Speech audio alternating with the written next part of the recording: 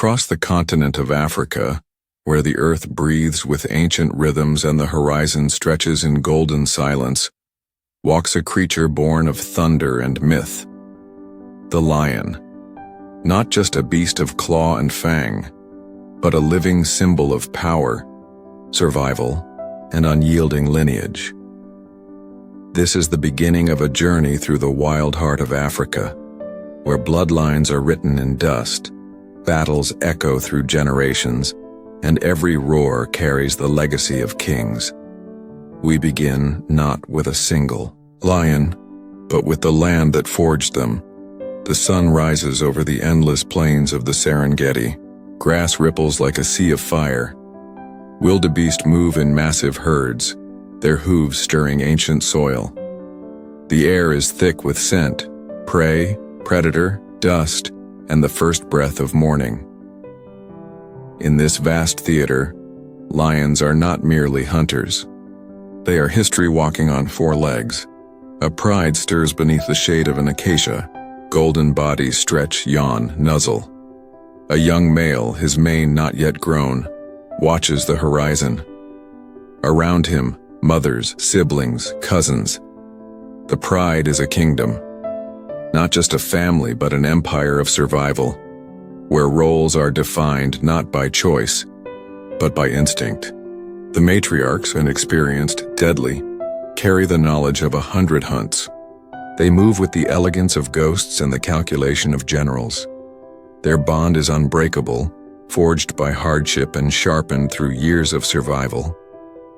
Close by, the pride males sleep heavily, bellies full, manes tousled by the wind. These are not idle kings, but guardians, fighters, warriors who have bled for the right to protect this land.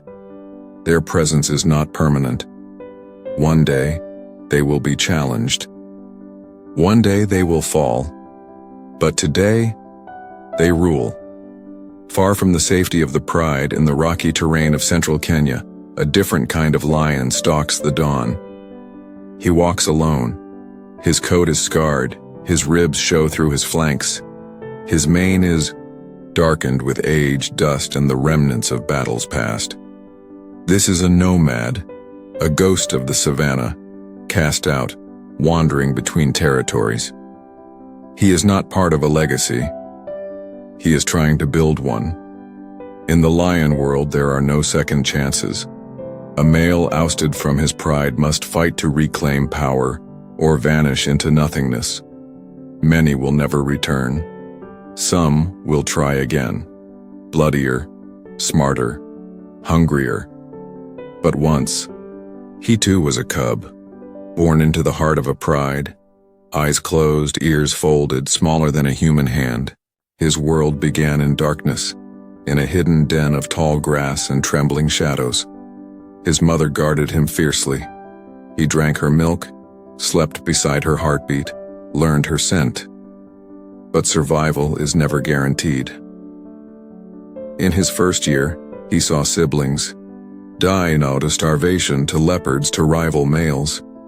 He saw his pride scattered during a takeover, and he ran, small and terrified, chased by lions that wore the faces of death. Now he walks alone, a memory of his lineage, a fragment of forgotten royalty, a killer shaped by loss. And somewhere far to the south, in the fertile valleys of Kruger, another story unfolds. A coalition of 4 males, brothers in blood and bond, move with terrifying unity. Their manes are thick, their bodies massive, their confidence earned through years of war. They are the kings of this territory, and they were not born into power. They took it. Together, they overthrew an aging coalition, scattered the cubs, and claimed the lionesses. They did not do it for vengeance or cruelty. They did it for the right to pass on their genes, to spread their blood into the next generation. This is the brutal calculus of nature. Legacy is not granted. It is seized, protected, and passed forward through blood and survival. In the Lion Kingdom, dominance is fleeting. No reign lasts forever. The day will come when these kings are challenged by new coalitions, by younger males with something to prove, and when it comes, they must fight or lose everything. Even now, far from their core territory, whispers of challengers stir. Two young males, sons of exile, born to lionesses who escaped slaughter, are growing stronger. They practice in secret, stalking warthogs, wrestling one another in mock battles, learning the way of dominance from their mother's scars. They are the future. And one day, they will return to claim what was denied to them. This cycle repeats, generation after generation. Pride, takeover, death, rebirth. It is a savage, sacred rhythm, older than language, older than man. But beneath the blood and violence, there is something more. In the Ngorongoro crater, an ancient pride, over 100 years old and still survives. Their lineage can be traced through time, their ancestors having faced droughts, disease, and human encroachment. Yet they endure. In them we see not just power, but resilience. They nurse their cubs with tenderness. They groom one another, rest their heads together, grieve their dead. When a cub is lost, a lioness does not forget. She searches, calls, sniffs the wind. Days may pass before she accepts the silence. For all their fury, lions are not emotionless. They remember, and that is part of their legacy too. As dusk falls over the savannah, the golden light turns red, and the shadows lengthen. A male lion lifts his head. His breath steams in the cool air. His ears twitch to the sound of a distant roar. Not a threat, not yet, but a promise. Somewhere out there, another lion walks. Another life. Another bloodline. Another future waiting to unfold. And so begins the dance of dominion. A world ruled by tooth and claw, but carried forward by the enduring, relentless will to survive. These are not just the deadliest lions of Africa. They are its memory, its future, its living legacy. In southeastern Kenya, where the sun scalds the earth and thorns bleed the sky, lies a land steeped in silence and dread. Tsavo. To many, it is simply wilderness, a stretch of dry savanna and acacia brushland, where elephants roam and winds whisper through red soil. But beneath its rust-colored surface lies a darker history, a legend carved into bone and shadow, a story that begins with two lions and never truly ends. Over a century ago, the world turned its eyes to Tsavo, not for its beauty but for its terror. Two lions stalked the construction camps of the Uganda Railway, killing with a calm unlike anything ever recorded. Men were taken in the night, dragged from tents, devoured without fear. There were no roars, no warnings, only death. They were dubbed the man-eaters of Tsavo. They killed dozens, some say hundreds, their bodies impervious to bullets, their eyes glowing like fire in the dark. These lions hunted humans not for defense or starvation, but with chilling precision. When they were finally brought down, the fear did not die with them. It lingered. Even today, Tsavo lions are different. They carry the legend in their blood. Modern Tsavo males are massive, often larger than their southern cousins, and uniquely maneless. Their bare faces seem more primal, their features more wolfish, their eyes colder. No one knows exactly why. Some say it's evolution, better for heat regulation, perfect for thorn-thick terrain. Others whisper it's the curse, the lingering echo of man-eaters passed down through generations. But myth alone cannot explain what these lions have become. Tsavo is a hard place. Rain is rare. Waterholes vanish for months. Prey migrates. trees crumble to dust. To survive here, a lion must be more than strong. He must be ruthless. Here, lions have been observed attacking adult giraffes, a deadly gamble. A single kick can shatter ribs. But in Tsavo, hunger dulls caution. These lions hunt not for sport or dominance, but for life itself. They move in smaller groups. Prides fracture under pressure. Males often rule alone or in loose, shifting coalitions. Bonds are thin. Trust is thinner. And yet, they thrive. At Tsavo, lioness, her body lean and scarred, leads her cubs through dry brush. Each step is precise. Each ear twitches at the faintest sound, the flap of a hornbill, the rustle of a lizard, the distant thud of hooves. She is a ghost in the red dust. Her cubs follow in silence. She hasn't eaten in 3 days. Suddenly, movement. A warthog breaks from a bush. Without hesitation, she charges. No stalk, no weight, only raw instinct. She strikes with terrifying speed, a calculated lunge. Her claws anchor, her jaws clamp down. The kill is messy, but it means survival. Tonight, her cubs will feed. This is the Tsavo way. In these lands, even success demands a price. Not far from the site of the old railway camps, a lone male crosses a dry riverbed. His steps are heavy. His frame bears old wounds, healed but deep. He is known to rangers as Kavu. For years he ruled a wide territory. But recently, younger males have begun testing his boundaries. He's been forced east, closer to the border, deeper into lionless plains. No pride, no kin. Just the fading echo of his own roar. And yet he walks with purpose. His senses are sharp, his hunger sharper. Night in Tsavo falls like a curtain. Cool wind rises, stars ignite above in cold clarity. And somewhere in the dark, the silence breaks, a growl deep, rasping, close. Kavu stops. His eyes scan the dark. Another male, younger. The ground is not kind to battles. Thorn branches slash skin, rocks break claws, but neither lion yields, they charge. The clash is brutal. Dust rises, flesh tears, claws rake muscle. For minutes, the struggle is a blur of fury. Then silence returns. Kavu limps into the night. Victorious, but only just. This is not a victory of glory. It is survival by inches. Back at the riverbank, vultures wait. This land remembers every battle. There is something haunting about Tsavo lions, not just in their appearance, but in their behavior. They seem less social, less vocal. They vanish into thickets without a sound.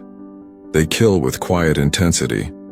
Scientists have documented lion groups here that act unlike any others. Mothers abandoning cubs sooner, males avoiding coalitions, prides fragmenting under invisible strain. Is it evolution? Is it legacy? Or is it something else? The answer remains lost in the dust. But the fear remains. Even today, local communities build their livestock enclosures taller, their fires brighter. Stories of lions leaping fences, dragging prey silently into the bush. These are not folklore. These are warnings. To live beside Tsavo lions is to live beside ancient law. And yet, despite their fearsome reputation, they are not monsters.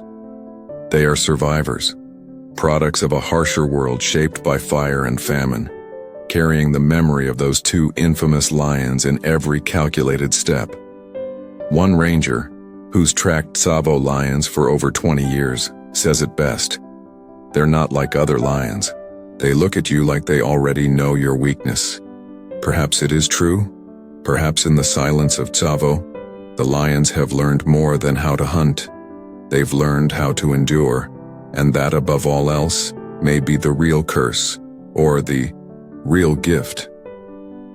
As dawn breaks over the red plains, another lion steps from shadow into light. His face is maneless, his stare unblinking. He is not a ghost. He is the future, and Tsavo, still wild, still waiting, watches him rise. The Kalahari, a desert by name but not by nature. It is a land of illusion, a wilderness that breathes with shifting sands, red dunes, thorny scrub, and winds that speak in ancient tongues. Rain here is a rumor, fleeting and rare. Waterholes are sacred. Shade is survival. And yet, among this unforgiving silence, lions walk. Not just any lions, but some of Africa's most adapted, most elusive, and most relentless predators. These are the Kalahari lions, lean and long-legged, with pale coats that blend into the ochre dust. They are shadows in motion. Their manes are dark as coal, framing faces carved by hardship and heat.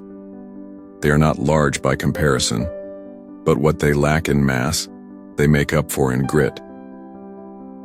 In this land, strength alone is not enough. Intelligence is everything. The sun rises with no mercy. Temperatures soar by mid-morning. Prey disappears into patches of mirage and thorn. The lionesses rest under camel-thorn trees, breathing heavily, their ribs expanding with each labored breath. Even the air here tastes of survival. They have not hunted in 3 days. Their cubs whimper softly.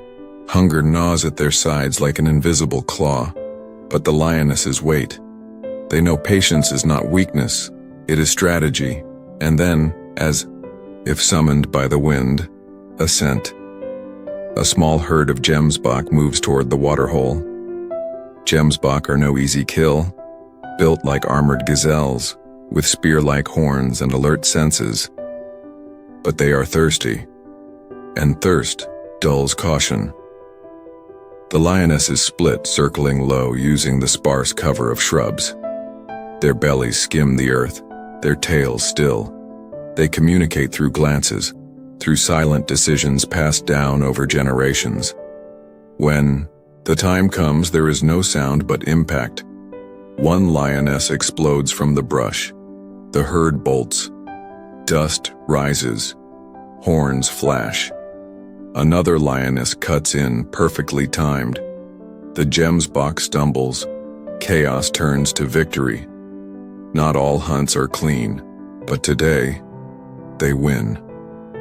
The pride eats quickly, nervously. Out here, the feast is never guaranteed, and the scent of blood carries far. Not far off, 2 nomadic males watch the dust settle. Their names are unknown, but their intent is unmistakable. They are young, strong, unattached, and hungry. Not just for meat, but for power. They've followed this pride for days, testing boundaries, studying the lionesses, waiting for weakness. Takeovers in the Kalahari are swift and merciless. The desert offers no time for drawn-out battles. When these males move, they will do so like a storm, sudden, decisive, and violent. But for now, they wait in the shadows. The pride male, an aging warrior with a mane streaked in dust, knows they're there. He smells them on the wind. He hears them at night, roaring at the edge of his range. He doesn't sleep deeply anymore. Each dawn could be his last as a king. He was once like them, full of ambition, muscles taut, eyes bright with hunger. He remembers the battles that won him this land. He remembers the cubs he sired. He remembers the lioness that died beside him, defending their newborns. Now his bones ache. His breath is heavy, but his heart still burns with duty. He will not go quietly. In the days that follow, tension coils like a spring. The nomads grow bolder. They approach the waterhole, They roar openly. One even marks a tree inside the pride's boundary. The message is clear. Soon it begins. The battle is not witnessed by many. It unfolds at night, beneath a sky blooming with stars. There are no rules here. No honor. Only survival. Dust erupts. Claws, fangs bite deep, roars echo across the empty dunes. The old male fights with the desperation of memory. The nomads fight with the fire of inheritance. And in the end, the desert decides. When the sun rises, the old male is gone. His tracks lead away from the pride lands, into the dunes where no lion dares follow. He will die alone. But his legacy, his bloodline, remains. The nomads move in, they do not rejoice. There is no celebration, no coronation. Their first task is grim.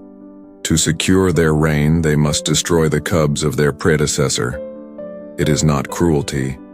It is biology. A lioness will not come into estrus while she nurses young. To breed, to create new life, the old must be removed. One by one, the nomads seek out the cubs. The mothers fight, fiercely, desperately. But they are outmatched. Some cubs escape into the bush, never to be seen again. Others fall beneath the very jaws of their would-be fathers. And then it is done. The land grows quiet again. A new chapter begins. The lionesses come back into heat. The nomads mate. And the cycle turns forward once more. In the Kalahari, survival is not a right. It is a ritual.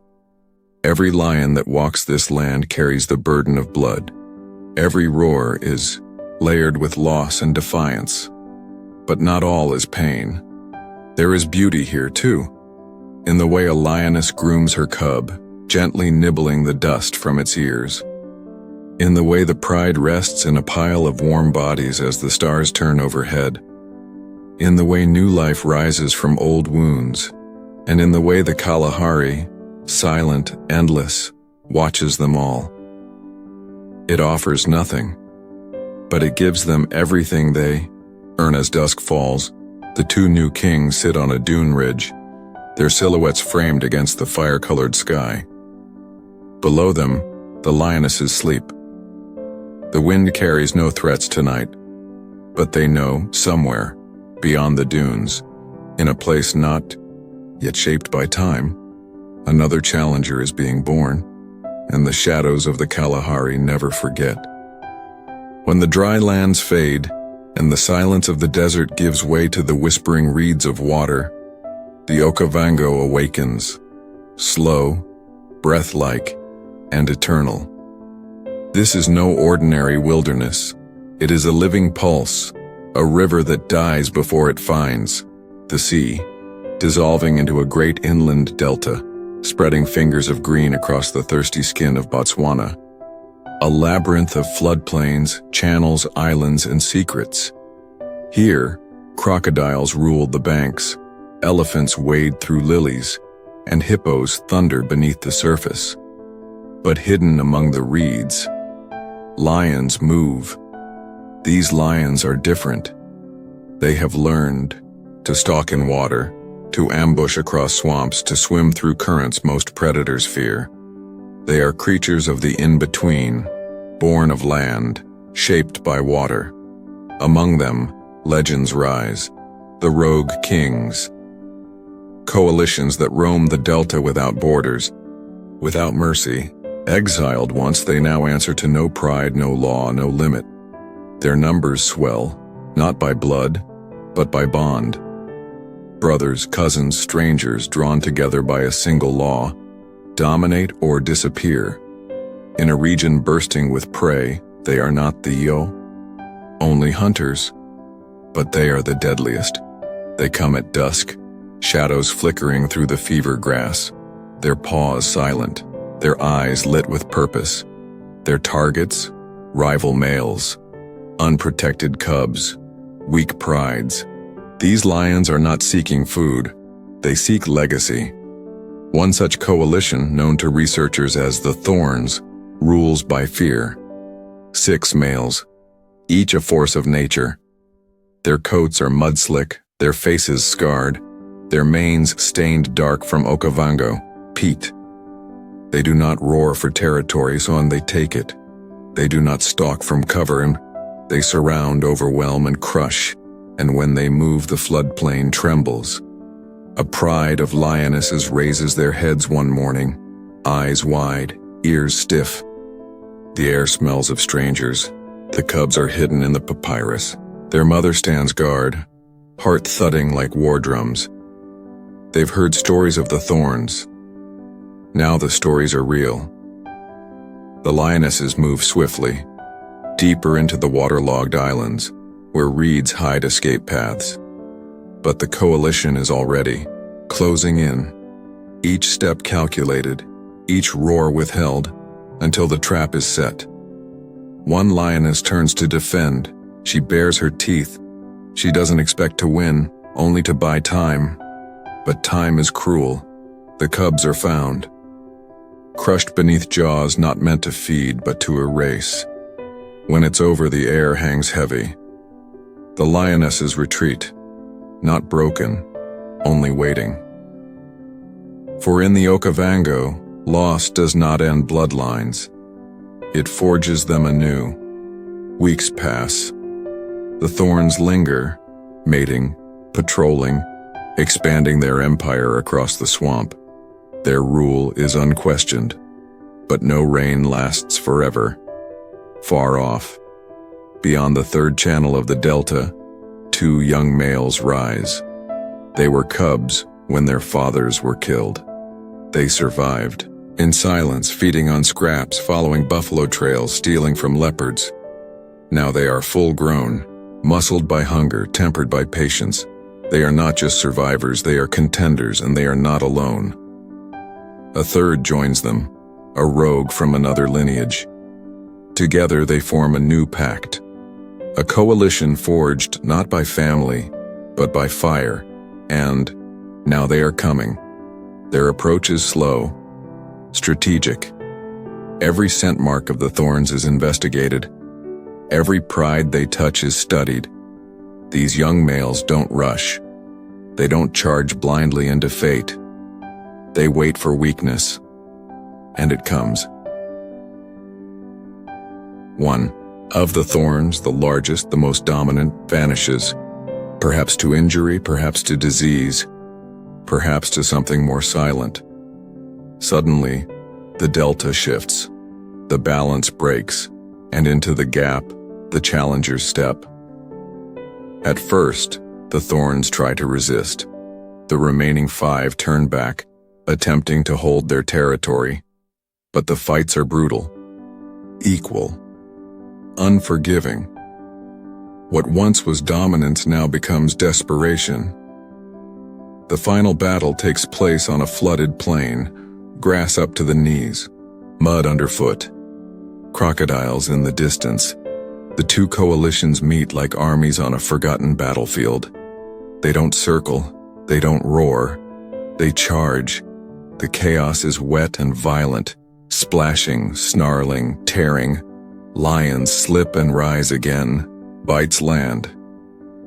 Blood mixes with the water, and when the sun breaks the horizon, the victors stand soaked, panting, marked by triumph. The old kings are gone, the new kings remain. But this is not the end. Not here, not ever. In the Okavango, peace is temporary. The lionesses watch the newcomers. They are wary, not yet loyal. Trust must be earned, dominance proven.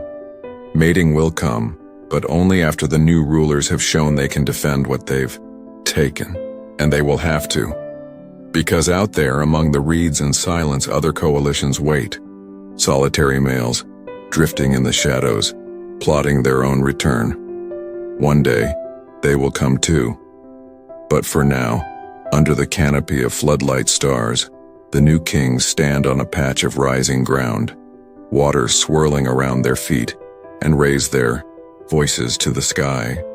Their roar echoes across the delta, not just a call but a warning.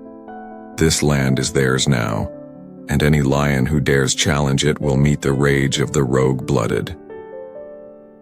The Okavango watches, as it always does. It sees the past in every ripple. It whispers futures in every reed. And to the lions who rule it, it gives no guarantees, only a crown soaked in water, blood, and silence. The Mara breathes like a living thing, an endless green ocean, rolling beneath skies heavy with clouds and dreams. Its grasslands stretch beyond sight, golden and humming with life. Herds move in great tides, wildebeest, zebras, gazelles, an unending feast. But in the long grass, death walks quietly. Here lions rule like dynasties. They are born into power, raised through blood, and crowned through war. This is a land of prides, ancient, storied, sprawling. Prides with names whispered through generations, known by rangers, researchers, and rivals alike. The marsh pride, the river pride, the ridge and the borderlands, families etched into the soil, and at the center of it all, the blood feuds. Not all rivalries are between species. Some run lion to lion, coalition to coalition, mane against mane. These battles are not born of hunger, but history, revenge, dominance, pride. It begins with the marsh pride, one of the oldest lineages in the Mara, seasoned lionesses, fierce mothers, a pride that has weathered floods, droughts, and takeovers, and yet endured. Their strength lies in unity, in knowledge passed from mother to daughter. At their side, a pair of brothers, seasoned males with thick, windswept manes. Their reign, long and stable, their bond, unshakable. But even the strongest reigns gather enemies. To the east, another pride rises, smaller, younger, but driven by something dangerous, ambition. Led by a trio of rogue males known only as the Dark Sons, these lions had once challenged the marsh males and lost. Scarred and humiliated, they were driven out, left to wander the outer edges of the Mara, feeding on scraps and stealing moments of power. But lions remember, especially those with something to prove. Over the years, the Dark Sons grew stronger. They avoided confrontation, focusing instead on building allies, a patchwork coalition of outcasts and exiles. They hunted together, fought together. They survived. And when the time came, they returned. The marsh males sensed it before they saw it. Tracks near their border, dung marks erased, the scent of unfamiliar pride males too close to their dens. And then, one morning, a roar, long, deep, close. It was not a challenge, it was a declaration. The lionesses stiffened, the cubs were hidden. The brothers patrolled that night, circling the edges of their kingdom, eyes glowing like torches. In the darkness, they knew what was coming. It began under a full moon, a blur of roars, a charge through the dew-soaked grass, claws on flesh, fangs in manes. The Dark Sons struck with calculated ferocity, driving a wedge into the Marsh Brothers' territory. The first clash ended in stalemate. Blood was drawn, but no king fell. But the balance had shifted. The Marsh pride was no longer secure. The Dark Sons didn't retreat. They circled, probed, roared nightly. Psychological warfare, breaking will before body. Every day the marsh males grew more exhausted. Sleep became shallow. Confidence cracked. And then, the fatal moment. While one marsh male patrolled alone, the Dark Sons ambushed, 3 against 1. The fight was swift and merciless. Dust rose, fur flew, and when the sun climbed into the sky, One body lay broken in the grass, the older of the two brothers. His blood soaked the soil that once was his kingdom. The remaining brother returned too late. His roar shook the plains, but the damage was done. The pride had lost more than a protector. It had lost stability. In the days that followed, chaos erupted. The lionesses, sensing the tide, began to fragment. Some stayed. Others fled with their cubs. One by one, the dark suns pushed deeper, pressuring the remaining brother until he too was forced to abandon his pride. It was a coup. A calculated, surgical dismantling of legacy. The dark suns claimed the marshlands, but they did not win peace. Takeovers leave scars, not only in flesh, but in memory. The cubs of the former kings were hunted. Lionesses resisted. Some paid with their lives. Others submitted, out of survival. And while mating began anew, so did whispers of revenge. For in the north, another storm brewed.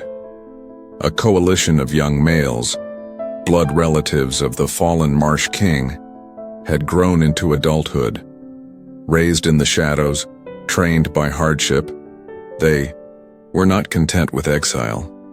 They wanted home and blood. Unlike the dark suns, these lions weren't rogues. They were heirs, and they moved like ghosts, tracking the edges of the Mara, learning from their father's mistakes. They watched the dark suns grow complacent. One had begun limping, an old injury flaring. Another grew bloated, soft with too many easy kills. The pride began to scatter again. And when the northern males returned, they came not as challengers, but as executioners. They struck during a thunderstorm, rain pounding, wind howling, lightning splitting the sky. The dark suns barely heard the ambush. The first to fall was the limper, cornered near the river's bend. The second fled, only to be run down before dawn. The third disappeared, never seen again. The marshlands were reclaimed, but peace was an illusion. The pride that the young males returned to was not the one their father had ruled. It was fractured, scarred, suspicious. Some lionesses welcomed them. Others feared them. For in the Mara, lions live not for justice, but for survival. Allegiances shift like grass in the wind. The young males settled into power, mating, patrolling, rebuilding. Their roars echoed like memory, a chorus of ghosts now standing as kings. And still, others waited. Beyond the Rift Valley, beyond the edge of sound, a new coalition watches, not born of legacy, but born of exile. They have heard the stories, and they are coming. Because in the Mara, power is never permanent, and every lion born beneath this sky inherits a war already begun.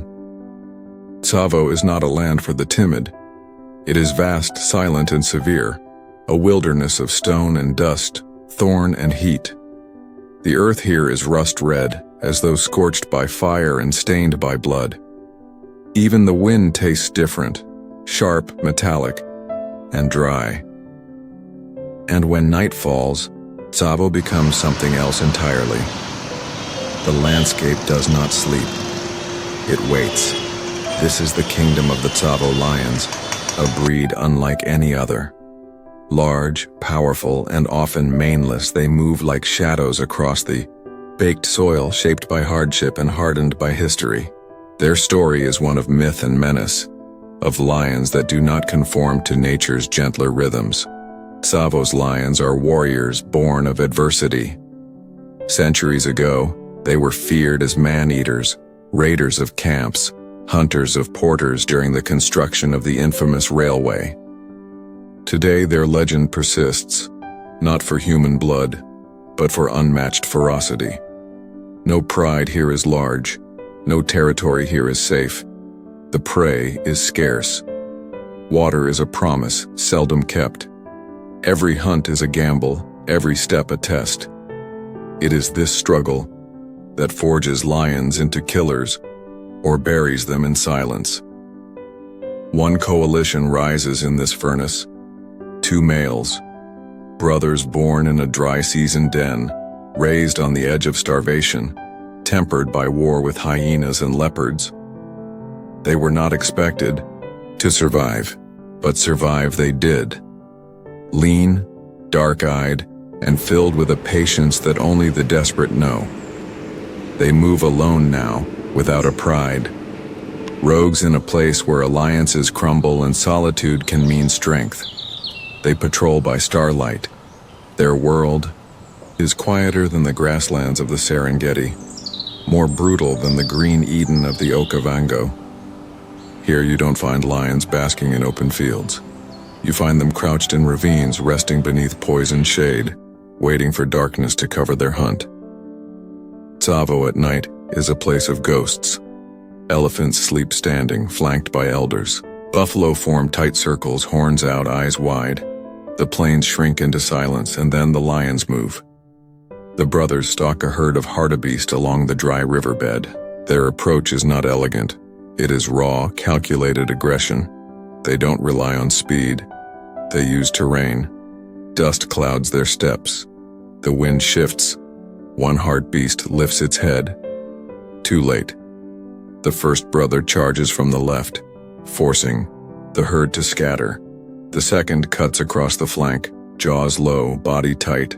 A single leap, and the hunt is over. The kill is not just meat. It is survival for another 3 days, maybe 4, and then hunger will come again. But tonight, they eat. Their faces are painted with blood. Their chests heave in the dark. Around them, silence returns, broken only by the rustling of dry leaves and the soft hum of insects rising from the dust. But Tsavo's nights never stay quiet for long. Another lion watches from a nearby hill. Alone, larger, older. A maneless male with a torn ear and dead eyes. He is not part of a coalition. He is not welcome in any pride. He is a remnant, a relic from a broken pride driven into ruin years ago.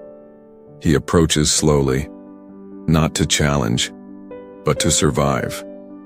He crouches in the shadow of an acacia, waits, watches. The brothers, sensing a presence, lift their heads. For a moment, nothing moves. And then, the older male makes his choice. He charges. The attack is sudden, explosive. Dust and teeth. One of the brothers is caught off guard, knocked from the carcass. The other retaliates instantly, lunging, biting, forcing the old male back. But this lion has nothing to lose. He fights like a creature undone by time. The struggle ends with torn flesh, blood spilled on iron soil. The old male limps away, wounded. Not dead, not victorious, but he lives, and that in Tsavo is enough. The brothers reclaim their kill. They eat the rest before sunrise, when vultures will come and the heat will rise like fire from the ground. By daylight the lions vanish, swallowed by stone and dust. They rest in shade, tongues lolling, ribs rising. Their faces show no emotion. Only the eyes speak, hard, watching, waiting. This is not a land where pride legacies thrive. It is a realm of outliers, of fragments, of lions who do not fit into the larger tales of Savannah royalty. Tsavo tells its own stories. Stories without glory, without coronations, only struggle, only survival. And yet, even here in the harshest corner of lion territory, something remarkable endures. A lioness emerges from the thickets near Voi, alone, gaunt, but not defeated. Her cub follows behind, barely more than fur and bone. She has crossed rivers and Thornveld, evaded hyenas, outrun drought. She is looking for safety. She finds the brothers. They don't chase her away. Instead, they watch her, curious, unmoved. For hours she stays at a distance. The next day she returns, closer. By the third day she is beside them, her cub nestled between their paws. No alliance is formed, no pride is declared. But in Tsavo, that is enough. They move together now. 3 adults, 1 cub, a new kind of family in a land that makes no promises. Their bond is not built on dominance or mating, it is built on shared need. On the silent knowledge that survival is easier together than alone. And in the nights that follow they hunt as one. The Tsavo lions vanish by dawn, but in the footprints left in blood and dust a new legend begins, not of kings, but of ghosts. Ruaha is Africa undone, a realm of forgotten rivers, of baobab forests stretching like ancient fingers toward the sky. Its silence is deeper than most places, a silence that presses on the chest, not empty, but sacred. Everything here breathes, slower, speaks less, survives harder. And deep within its sun-baked valleys, beneath the burned ochre cliffs and thorn-choked hills, move the forsaken sons, lions, once heirs, now exiles. They are born of a broken pride, from a dynasty shattered by time and teeth. The Ruaha Valley once belonged to their fathers, powerful males who ruled a pride that grew strong along the great Ruaha River, a seasonal lifeline winding through dust and rock. But the rains failed. The river died, and with it, everything changed. As the drought choked the land, prey dwindled. Zebra and buffalo vanished into mirages. Even the elephants marched away, following water that no longer flowed. Hunger makes kings mortal, and in a single season the pride was broken, splintered by death, abandonment, and betrayal. 3 young males, not yet full grown, were left behind. Their mothers disappeared with the surviving lionesses. Their fathers died defending nothing, and they were alone. Cubs in lion form, unprepared, unwanted, unfed. But Ruaha does not ask if you are ready. It only asks if you are willing. They learned quickly to steal from jackals, to hide from hyenas, to ambush scrub hares under moonlight and chew on bones too old to break. At first they were nameless, barely shadows, but over time they grew into something else. Not just survivors, but predators hardened by the very land that had tried to kill them. The locals began calling them mapepo, ghosts. They were rarely seen. Only tracks left near watering holes, carcasses dragged into thorn thickets, roars in the distance just before dawn. And yet, these lions were changing. No pride, no lessons, only instinct and memory.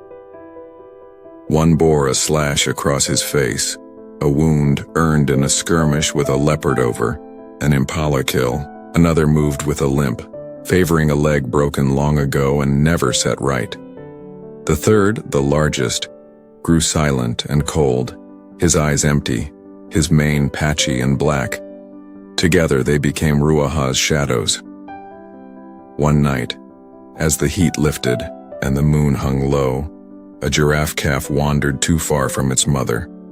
The mapepo struck like lightning. The kill was violent, brutal, but it fed them for days. Each victory grew bolder. Baboons, young wildebeest, even kudu bulls, ambushed in dense bush where horns could not save them. With each hunt their confidence grew, but so did their hunger for more. They were no longer cubs. They were kings without crowns. And so they turned their eyes to what had once been theirs. The pride, led now by 2 new males, powerful outsiders who had arrived with timing sharpened by drought. They had courted the lionesses, raised cubs not their own, claimed the river that was no longer a river.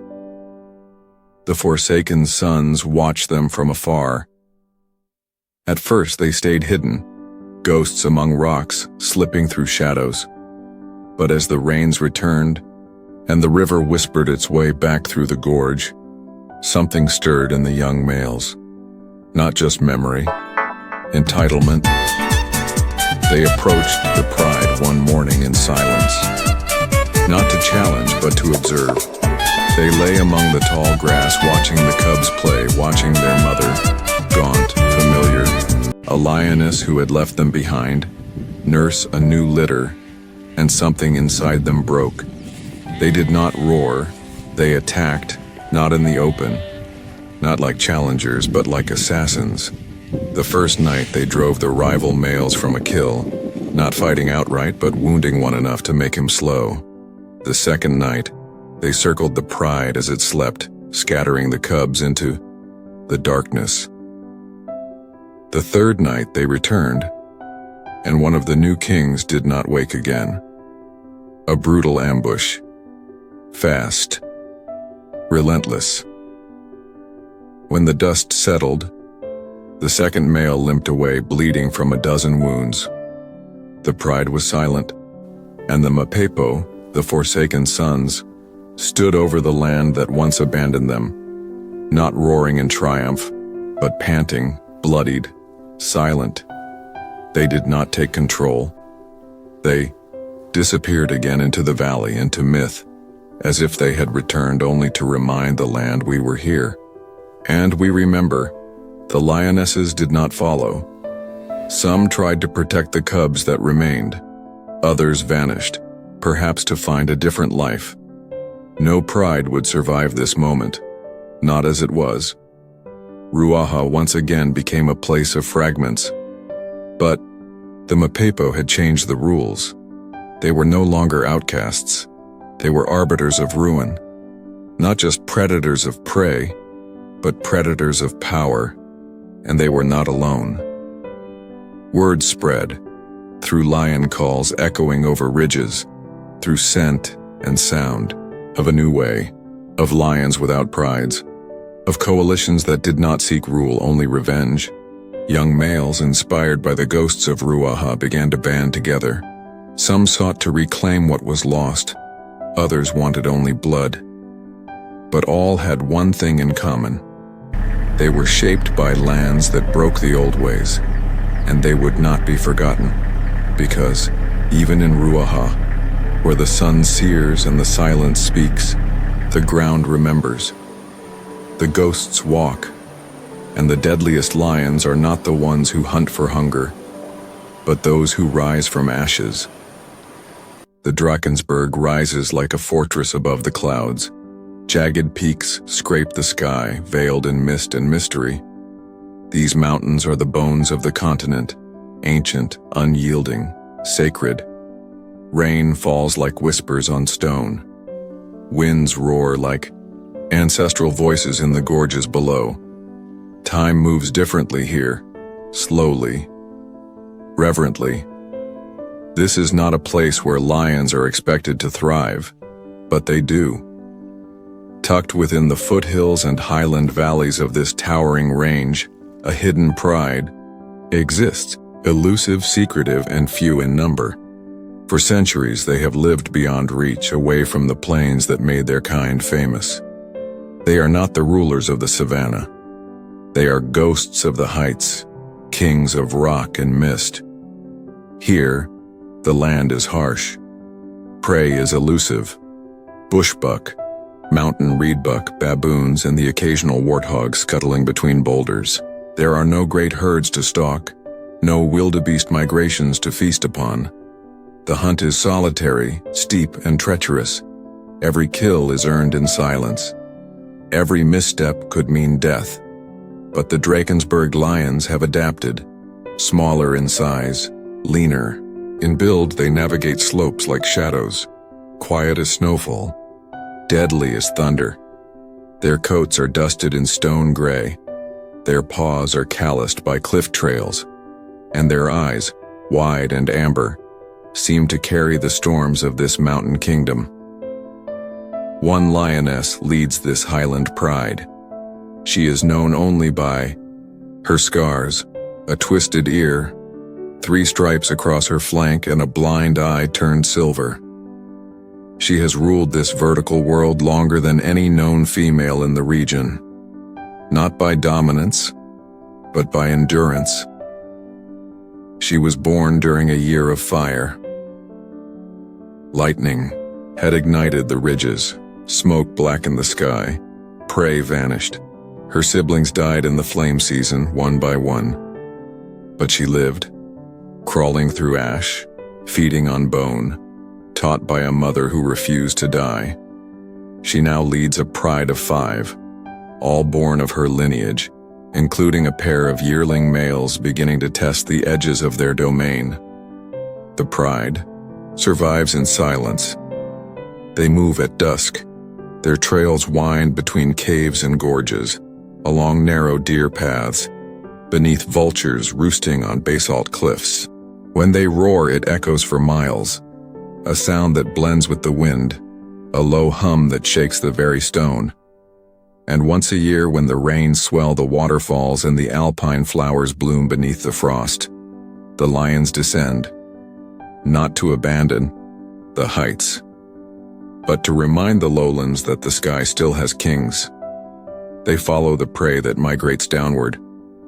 Bush pigs, duiker, porcupine. For 3 weeks they reign along the lower ridges, and then, just as quickly, they disappear into the mist once more. It is during one of these descents that the young males encounter their first real challenge. A rogue leopard, massive and scarred, has claimed a lowland cave they've used for years. He kills not for need but for dominance. Even baboons have begun to vanish, their corpses left uneaten beneath fig trees. The young lions find him feasting on a warthog. At first, they hesitate. The leopard snarls, not out of fear, but arrogance, and the older brother attacks. The fight is not clean. It is a tangle of claws and earth, shrieks and growls. The younger lion joins seconds later, tipping the scale. The leopard flees, bleeding, defeated, but not broken. The brothers have tasted victory, but more importantly, they have tasted defiance. When they return to the pride, the lioness watches them with unreadable eyes. She does not scold. She does not celebrate. She simply leads them into the fog, and they follow. Because in the Drakensberg, strength is not roared, it is endured. Elsewhere, the world forgets these lions. They are not counted in population studies. They are not filmed by tourists. No one follows their hunts with drones or marks their kills on maps. But still they endure, high above the plains where the clouds settle low and the winds carry secrets. There is something sacred about their isolation. No lion here seeks expansion. No pride descends to conquer. Theirs is a quiet kingdom, ruled not by bloodlines, but by resilience. And in that, there is power. A young lioness just now entering maturity begins to scout alone, testing trails her mother once walked. She moves with hesitation at first, but her eyes burn bright. In her, the legacy of the mountain will live on. She is not large, she is not loud, but she knows the cliffs. She knows the fog, and she knows the echo of a mother's roar that still guards these heights. She is the future, and the mountain watches. Below, the world of man grows louder. Roads spread, fences rise, but here among the peaks the lions still move as they always have, hidden, sacred, free. Because not all kingdoms are carved in gold, some are carved in stone, and the deadliest lions are not always the ones with numbers or fame. Sometimes the deadliest are those who defy disappearance, who thrive in silence, and whose very survival is a roar in the face of extinction. Northern Kenya holds a different kind of wilderness. Samburu is dry country, red, rough, and restless. Here, the acacia trees stand like defiant skeletons against a sky that knows no mercy. Dust swirls in devils across the open scrublands. The rivers do not flow. They whisper beneath sand, waiting to rise only when the heavens break open. It is land meant for elephants and oryx, for crocodiles buried in bone-white sand, not lions. And yet, they come. Lean, ragged, bold beyond reason. They are the marauders, coalition of 5 rogue males, strangers to the local prides, born somewhere beyond the Awasong-Iro River, shaped by hunger and hardened by rejection. They have no territory, no roots. They are nomads moving like shadows with one purpose: to dominate. Not for land, not for legacy, but for survival. Samburu lionesses are fierce. Their prides are small, agile, and alert. They've known loss. Many have raised cubs alone, fought hyenas in pitch black, and survived drought so long they forgot the taste of plenty. They are not easy to claim, but the marauders do not ask. They take. The coalition arrived one dry season, their manes still, growing, their muscles not yet thick. But their eyes were fire. Their presence was war. Their first act was not to challenge, it was to destroy. In the dead of night, they followed the scent of a pride moving with cubs, a pride led by 2 lionesses, nursing fresh litters beneath the base of an old fig tree. The males watched from a distance, out of sight, out of sound. Then they attacked, not to kill the lionesses, but to eliminate their young. Infanticide is nature's cruel decree. Lions do it not for sport, but for legacy, to reset the cycle, to bring females back into estrus, to erase the marks of other bloodlines. But the marauders were different. They did not stay. They killed. Then moved on. 2 nights later, another pride. Same story. Lionesses scattered, cubs gone, males vanished. It was as if Samburu itself had summoned something brutal from its bones. Vengeance made flesh. Locals began calling them Watu wa Kivuli, men of shadow, not lions, ghosts of the bush. Rumors spread across the dry lands, whispers of lions who traveled faster than windstorms, who brought death without warning. Rangers began finding mutilated carcasses, unfinished kills, silence where there should have been roars, but they were not careless. They were testing the land, learning who would stand and who would fall. Their true aim was the Ridge Pride, a powerful group of lionesses who had ruled the rocky escarpment near Koitagor for over 5 years. Known for their strategic hunts and fierce matriarchs, they'd raised generation after generation under the protection of 2 aging males, brothers born during a flood season, now fading into dusk. The marauders waited. They followed the pride for 3 weeks, learning their movements, tasting the air after their hunts, marking trees just beyond the borders. No rush, no recklessness. Then, one morning, they struck, not at the pride, at the guardians. The old males had grown slow. One had lost an eye to a buffalo horn years ago. The other limped from an encounter with a bull elephant. Still they fought. Claws slashed, dust rose. Roars echoed through the valley like thunder cracking stone. But youth is ruthless. The brothers were overpowered. Their bodies lay broken among the rocks, and the marauders did not roar. They simply stood, watching the lionesses from a distance, as if to say, "This is ours now." But the lionesses did not submit. They fled, scattered into the forest margins, some taking cubs with them, others staying behind in silence, watching, waiting. A standoff began. Weeks passed. The marauders patrolled the ridge, scent marking roaring into the dusk. But no lioness returned. No cubs appeared. The land held its breath. Until the drought came. Ruthless, relentless. A season with no end. Prey vanished. Water holes dried into hot stone. Buffalo collapsed in the sun.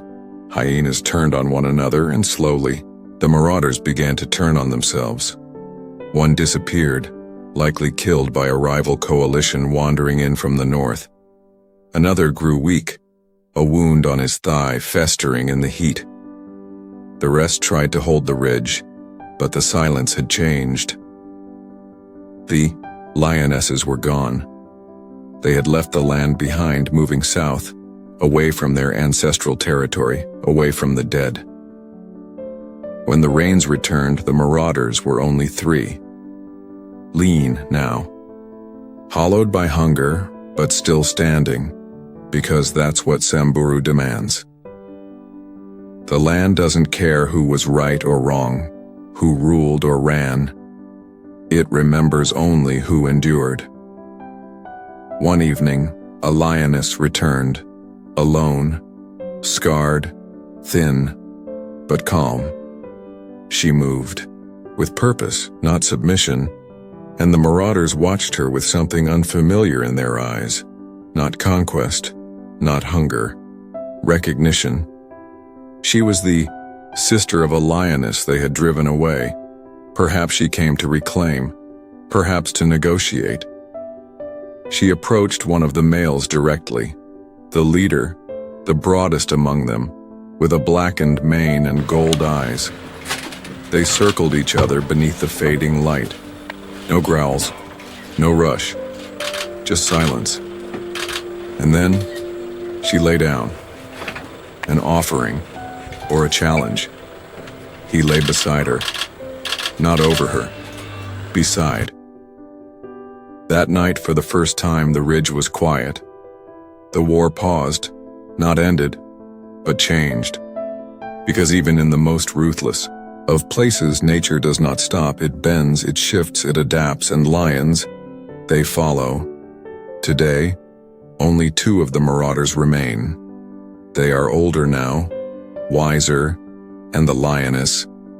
She leads her own pride now. A new pride, forged not in tradition, but survival. Some say the cubs she raises are born of those who once scattered her kind. Bloodlines blurred, power recycled. The cycle continues. In Samburu, where shadow moves faster than sound and memory is written in claw marks on stone, the lions are not kings or victims. They are survivors, marauders, mothers, ghosts, and, above all, predators who remind us that the wild does not follow our stories. It writes its own.